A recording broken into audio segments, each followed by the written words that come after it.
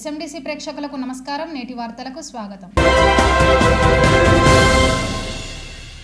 మంచిర్యాల పురపాలక సంఘం బీఆర్ఎస్ పార్టీకి చెందిన చైర్మన్ పెంటరాజయ్య, వైస్ చైర్మన్ గాజుల ముఖేష్ గౌడ్లపై అవిశ్వాస తీర్మానం పెట్టాలని కాంగ్రెస్ పార్టీ కౌన్సిలర్లు కలెక్టర్ సంతోష్కు నోటీసు అందజేశారు.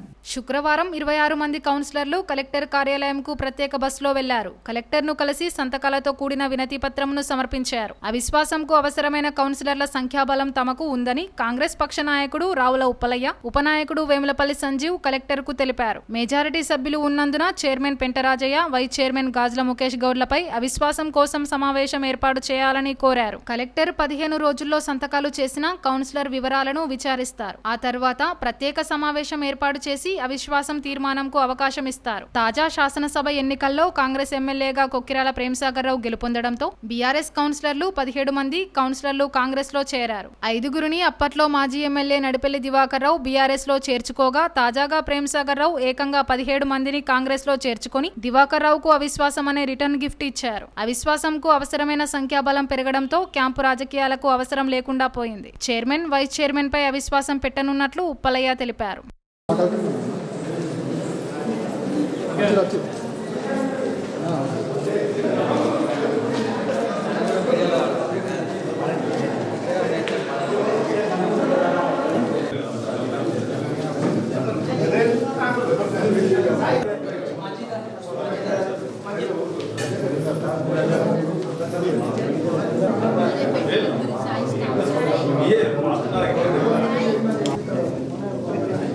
నా లోగో దిగనా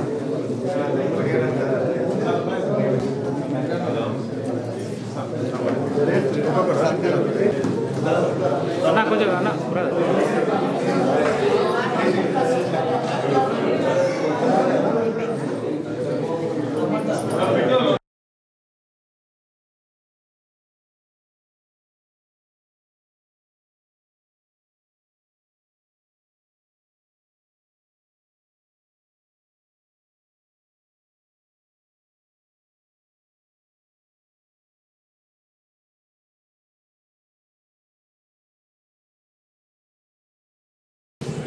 కిషోర్ ఎడుకోరా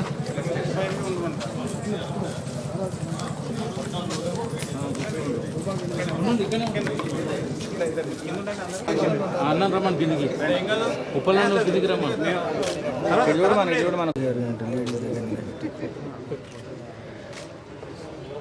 అన్నారండి.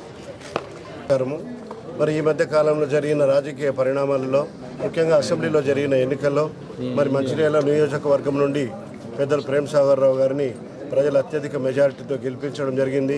వారి మీద ఒక పరిపూర్ణమైన విశ్వాసాన్ని ప్రజలు ప్రదర్శించినారు. ఎందుకంటే వాళ్లకు మంచిర్యాల నియోజకవర్గం అభివృద్ధి గత 20 సంవత్సరాల నుంచి జరగలేదు కాబట్టి, ఇంకా అభివృద్ధి జరగకుండా ఉండిపోతే మరి మాకు మా పిల్లల భవిష్యత్తు అంధకారంగా జరిగిపోతుంది కాబట్టి ఒక సమర్థవంతుడైన నాయకుడు కావాలని మరి ప్రేమ్సాగర్ రావుని గెలిపించడం జరిగింది.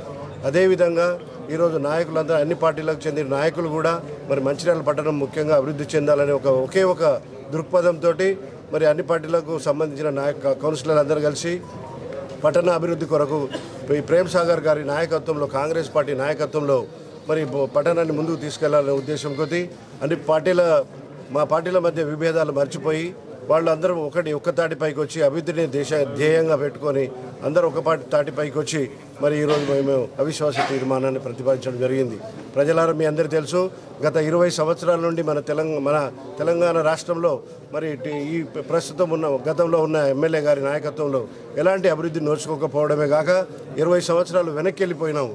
అటువంటి మా పరిస్థితుల్లో మరి ప్రేమ్సాగర్ రావు గారి నాయకత్వంలో తప్పకుండా గత 20 సంవత్సరాల్లో కోల్పోయిన దాన్ని, అలాగే రాబోయే 20 సంవత్సరాల్లో కూడా మన అభివృద్ధిని అన్నింటినీ దృష్టిలో పెట్టుకొని ప్రజలు తీర్పిచ్చినారు కాబట్టి నాయకులంతా మేము కూడా ఒక నిర్ణయం చేసుకొని మరి వారి నాయకత్వంలోనే ఈ మంచిర్యాల పట్టణము, మంచిర్యాల నియోజకవర్గాన్ని కూడా అత్యంతమైన రాష్ట్రంలోనే ఒక ప్రథమ నియోజకవర్గం లాగా అభివృద్ధి చెందాలనే ఉద్దేశం కొద్ది మేము కూడా ఈరోజు కౌన్సిల్ అందరం కలిసి మరి ప్రస్తుతం ఉన్న చైర్మన్ గారు, వైస్ చైర్మన్ గారి మీద అవిశ్వాస తీర్మానాన్ని మేము ప్రతిపాదించడం జరిగింది.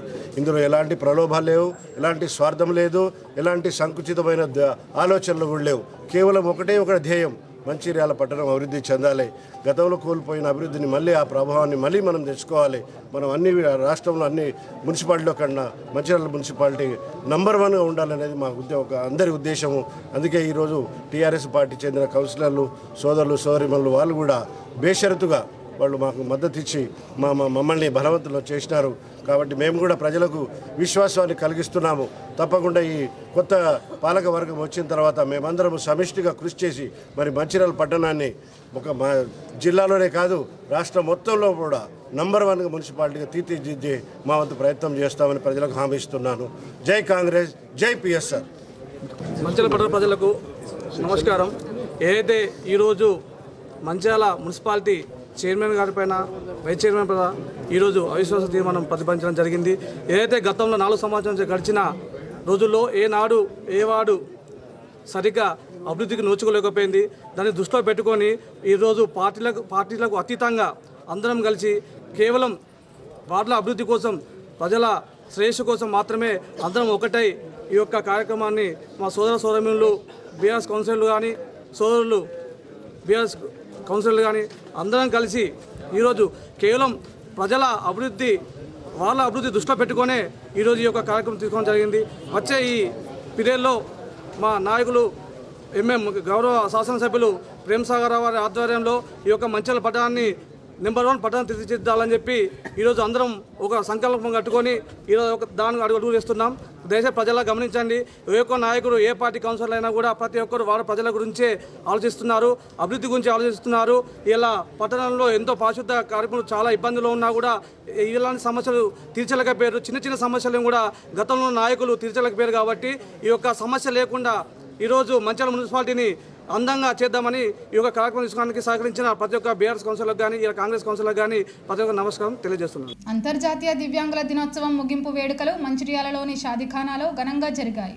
శుక్రవారం జరిగిన దివ్యాంగుల కార్యక్రమంలో జిల్లాలోని దివ్యాంగులు పాల్గొనగా ముఖ్య అతిథిగా అదనపు కలెక్టర్ రాహుల్ హాజరయ్యారు. ఈ సందర్భంగా దివ్యాంగులు నృత్యాలు చేస్తూ సందడి చేశారు. అనంతరం రాహుల్ మాట్లాడుతూ దివ్యాంగుల ఆత్మస్థైర్యం ముందు ఎవరు సాటి రారని అన్నారు. దివ్యాంగులు అన్ని రంగాల్లో రాణించాలని సూచించారు. ప్రభుత్వం అన్ని విధాలుగా ఆదుకుంటుందని తెలిపారు. 1995 disabled act PWD person with disability.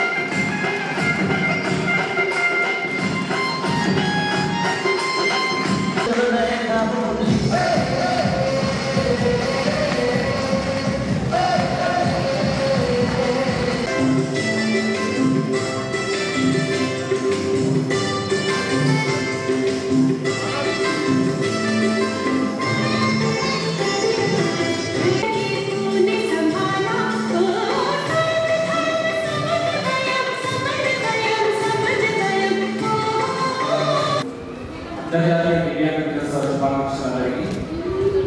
పోయిన సంవత్సరం కూడా నేను జాయిన్ అయిన కొత్తలో ఈ ఫంక్షన్ అయింది. నేను అటెండ్ అయిన ఫస్ట్ సెలబ్రేషన్ కూడా ఇది. ఈ ప్రోగ్రామ్ని మళ్ళొకసారి నాకు ఇన్వైట్ చేసినందుకు మీ అందరి సమక్షంలో ఈ ప్రోగ్రామ్ మనం చక్కగా చేసుకుంటున్నందుకు అందరికీ కూడా శుభాకాంక్షలు. నిన్న కూడా గేమ్స్ చాలా చక్కగా జరిగినాయి. అందరూ ఎంతో ఉత్సాహంతో పార్టిసిపేట్ చేశారు. నేను రాలేకపోయాను, నేను కొన్ని ఫోటోస్ వీడియోస్ నాకు చూపించడం జరిగింది. ఎంతో ఉత్సాహంతో పార్టిసిపేట్ చేశారు. సో విన్నర్స్ అందరికీ కూడా కంగ్రాచులేషన్స్. ఓడిపోయిన వాళ్ళందరికీ కూడా మీరు ఆ ప్రోగ్రామ్ చూపించినందుకు కూడా మీ అందరికీ కూడా కంగ్రాచులేషన్స్.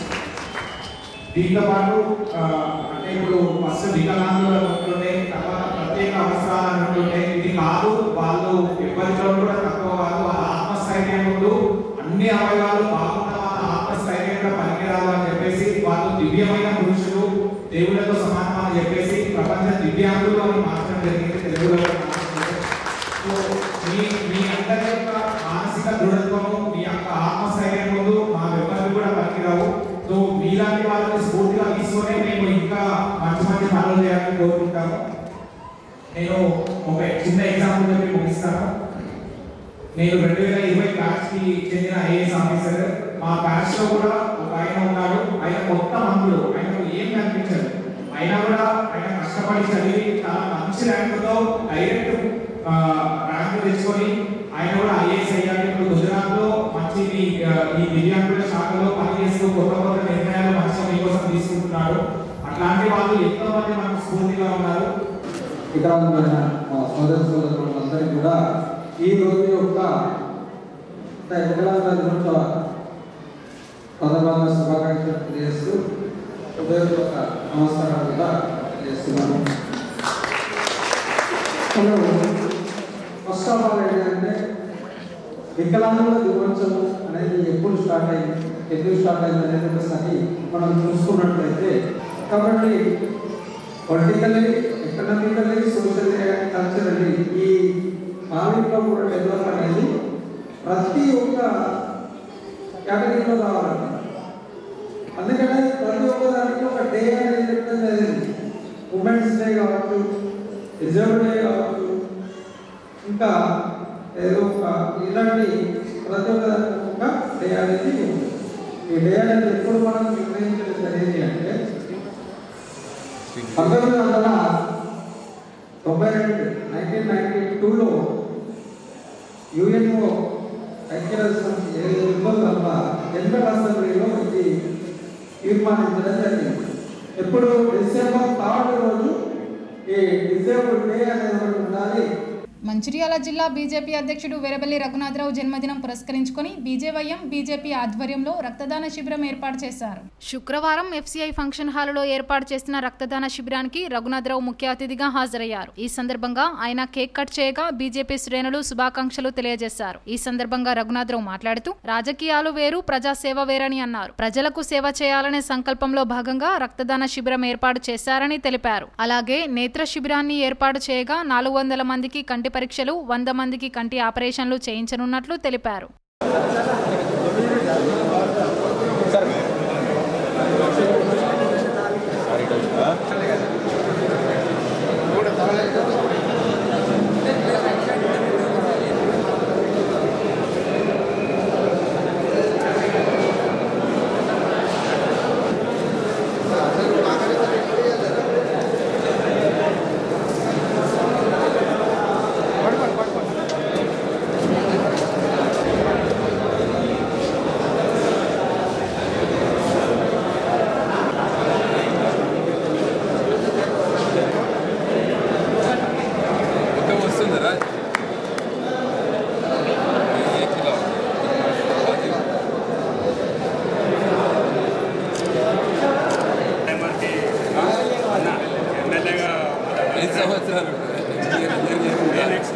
ఈరోజు మా బీజేపీ యువమోర్చా మరియు బీజేపీ కార్యకర్తల ఆధ్వర్యంలో రక్తదాన శిబిరం, ముఖ్యంగా తలసేమియా, సికిల్ సెల్ పేషెంట్స్కి షార్టేజ్ ఉన్నది మన ఏరియాలో.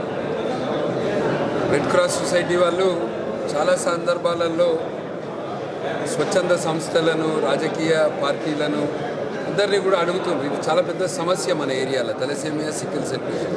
ఎందుకంటే వాళ్ళకి బ్లడ్ రెగ్యులర్గా అవసరం ఉంటుంది కదా. సో ఈరోజు జన్మదినాన్ని, నా జన్మదిన సందర్భంగా మా కార్యకర్తలు పెద్ద ఎత్తున ఇక్కడికి ఉదయం 8 గంటలకు వచ్చి వాళ్ళందరూ కూడా స్వచ్ఛందంగా వచ్చి అందరూ కూడా ఈరోజు ఈ రక్తదాన శిబిరంలో పాల్గొంటారు. మానవ సేవనే మాధవ సేవ అంటే మేమందరం కూడా స్వామి వివేకానంద గారు చెప్పిన సిద్ధాంతాన్ని, సేవ అనేది ముఖ్యం అన్నిటికంటే. కనుక రాజకీయాలప్పుడు రాజకీయాలు చేయడము, ఎలక్షన్స్ అయిపోయినాయి, కానీ సేవ అనేది ఆగద్దు అనే ఉద్దేశంతో ఈరోజు బ్లడ్ డొనేషన్ క్యాంప్, అదేవిధంగా ఒక ఐ క్యాంప్ కూడా పెట్టడం జరిగింది. దాదాపు 400 పేషెంట్స్కి కంటి అద్దాలు ఇవ్వడం జరిగింది. ఈరోజు ఒక 100 మందికి సర్జరీస్ కూడా చేపిస్తున్నాం, కంటి సర్జరీస్ కూడా చేపిస్తున్నాం. సో సేవ అనేది మంచిర్యాల నియోజకవర్గ ప్రజలకు సేవ అనేది మా శక్తి ఉన్నంత వరకు కొనసాగిస్తాము. ఇక్కడ ఎవరికి ఏ ఆపద వచ్చినా కూడా అందుబాటులో ఉంటాము, సేవా కార్యక్రమాలను కొనసాగిస్తాము. ఈరోజు ఇక్కడికి ఇంత పెద్ద ఎత్తున వచ్చి ఈ రక్తదాన శిబిరంలో పాల్గొన్న రక్తదానం డోనర్స్కి అందరికి ఎవరైతే బ్లడ్ డోనర్స్ ఉన్నారో వాళ్ళందరికీ కూడా పేరు పేరున ధన్యవాదాలు. చాలామంది ఎంప్లాయ్మెంట్ కోసం కూడా శిక్షణ ఇవ్వడం ఇలాంటి ఎన్నో సేవా కార్యక్రమాలు చేశారు. మరి రాబో కాలంలో ఇంకా ప్రజలకు అందుబాటులో ఉండి ఇంకా సేవా కార్యక్రమాలు చేస్తామని చెప్పేసి, ఎందుకంటే ఎలక్షన్ మొన్నే జరిగినాయి. ఎలక్షన్ జరిగిన తర్వాత కూడా ప్రజా తీర్పును శిరసావహించి మరి రాబో కాలంలో ఇంకా సేవ చేసి ప్రజల మనల్ని కొని రాబో కాలంలో పెద్ద నాయకులుగా ఎదగాలని చెప్పేసి ఈ సందర్భంగా తెలియజేస్తున్నాం. నేటి ఎస్ఎండిసి న్యూస్ ఇంతటితో సమాప్తం. తిరిగి ప్రసారమయ్యే ఎస్ఎండిసి న్యూస్లో మళ్ళీ కలుద్దాం. అంతవరకు సెలవు. నమస్కారం.